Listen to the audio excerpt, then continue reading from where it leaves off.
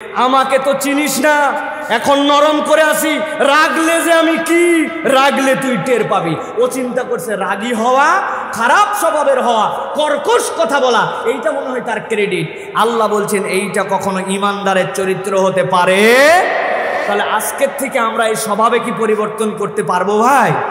সব জায়গায় করলেও বউয়ের কাছে জানি নরম হয় না, ঠিক তো? বাপ রে বাপ, বাহিরে যত না যত ভাব, উনি বউয়ের কাছে যাওয়ার পরে বিরাট বড় বাঘ, অতি উত্তেজিত ভাব, একজন আরেকজনকে গর্ব করে বলছে আমার বউয়ের কাছে আমি কেমন বাঘ জানিস, আমি এইরকম বাঘ, আমি হাত ধুয়ে হাত ধোয়ার ওই পাত্রের পানিটা পর্যন্ত ফেলি না, আমি এইসা বাঘ, আমি এইসা মরদ। আমি মাঝে মাঝে বলি আপনি যদি নিজেকে মানুষ থেকেও বাঘ বলেন, তা আপনি এরকম একজন মানুষকে বিয়ে করছেন কেন? আপনার কাজ তো ছিল কোনো বাঘিনী দেখে বিয়ে করা, ঠিক কিনা? আচার আচরণ পরিবর্তন করেন। এই আচার আচরণের এফেক্ট আমাদের সন্তানের উপরে পড়তেছে। বাপ মা রাত দিন ঝগড়া করে, দুইজনের মধ্যে কথা নাই, দুইজন ইশারা ইঙ্গিতে কথা বলে। ছেলেরে বলে তোর আব্বাকে বল বাজার থেকে জানি একটুখানি মাছ কিনে নিয়ে আসে, বউ আবার উল্টা উত্তর দেয়, ছেলে আবার উত্তর দেয় তোর আম্মাকে বল আজকে যা আছে তাই যেন রান্না করে। কথা দুইজনই শুনতেছে কিন্তু কেউ কারোটা বলে না, একজন আরেকজনকে দিয়ে কথা চালাচালি করে, ঠিক কিনা? ভাত রেডি আছে, কারো যদি খিদা লাগে খায় নে। বাবা রে বাবা, উনি আবার বলতেছে যা খাওয়া এ খাওয়া না খায় বাহিরে খাওয়াই ভালো ছিল, কথা কেউ কারো বলে না, দুইজন স্বামী স্ত্রী। আপনি মনে করছেন বিরাট ভাব নিয়ে ঘোরাফেরা করতেছেন, এই এফেক্ট আপনার উত্তর প্রজন্মের উপরে পড়বে। আমাদের বাচ্চা কাচ্চা এখন বেয়াদব হয়ে গেছে।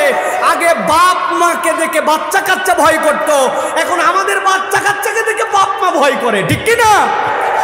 বাবারে সন্ধ্যার পরে বাড়িতে চলে আসিস, বলছে কখন আসতে হবে আমার জানা আছে, বেশি কথা বললে তোমার বাড়িতেই আসবো না। বলছে বাবা যখন মন চাই তখন তাও বাড়িতে আসিস, আর তোকে বলবো না, ঠিক না ভাই? কথা কি ভুল বললাম প্রিয় ভাইয়েরা? অথয় নরম কথার এফেক্ট আছে। স্বামী স্ত্রীর মধ্যে উত্তেজিত কথা যখন বাচ্চা কাচ্চা ঘুমায় ঘর বন্ধ করে বলবেন, সন্তানের সামনে যেন গরম কথা না হয়, বাজে কথা না হয়, একজন আরেকজনকে যেন গালি দিয়ে কটু কথা না হয়। এটা আল্লাহ রাব্বুল আলামিন নির্দেশনা দিয়েছেন। আল্লাহ রাব্বুল আলামিন 3 নম্বর নির্দেশনা দিচ্ছেন, বান্দা তোমাদের চলাফেরা হবে লজ্জা এবং শালীনতার সাথে। তোমাদের চলাফেরার মধ্যে লজ্জা এবং শালীনতা লাগবে। আল্লাহ রাব্বুল আমিন সূরা নূর 24 নম্বর সূরার 27 নম্বর আয়াতের মধ্যে তাবৎ পৃথিবীর মানুষের জন্য বলছেন, নবীজির বিদায় হজের ভাষণের সামারি আল্লাহ বলছেন, ইয়া আইয়ুহাল্লাযীনা আমানু লা তাদখুলু বুয়ুতান গায়রা বুয়ুতিকুম হাত্তা তাস্তানিসু ওয়া তুসাল্লিমু আলা আহলিহা যালিকুম খায়রুল লাকুম লাআল্লাকুম তাযাক্কারুন। আল্লাহ রাব্বুল আলামিন বলছেন, ও দুনিয়ার মানুষ, আমি আল্লাহ রাব্বুল আলামিন দায়িত্ব দিলাম, ইয়া আইয়ুহাল্লাযীনা আমানু লা তাদখুলু বুয়ুতান গায়রা বুয়ুতিকুম।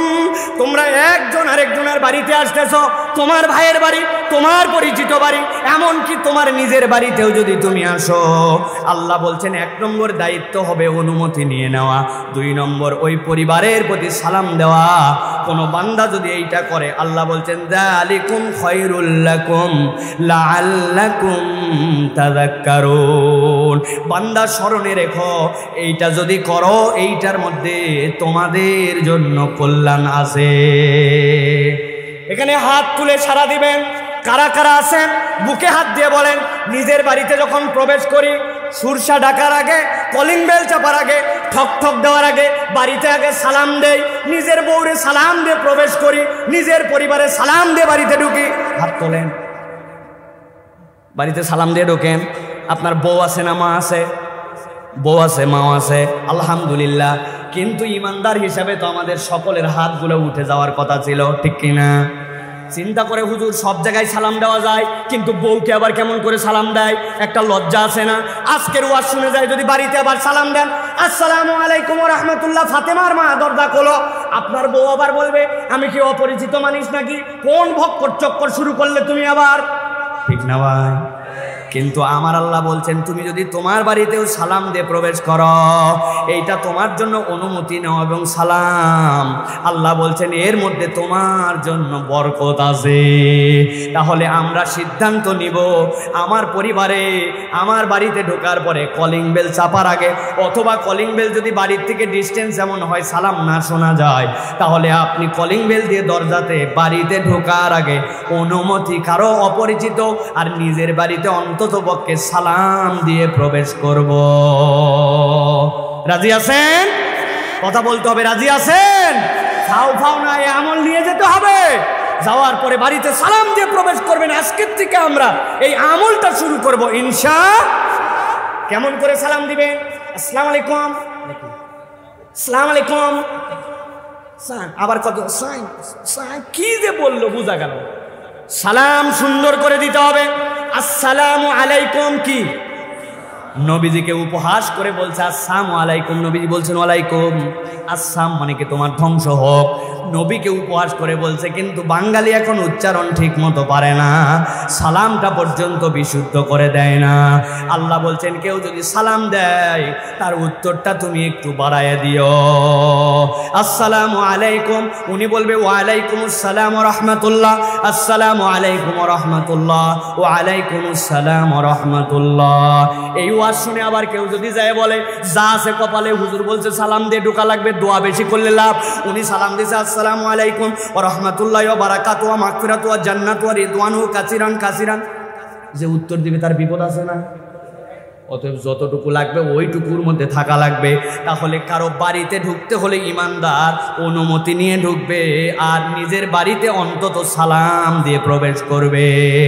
রাজি আছেন? তবে রাস্তা দিয়ে যখন চলাফেরা করবো তখন আশপাশে জালনা টালনাগুলো একটু দেখতে দেখতে যাবো।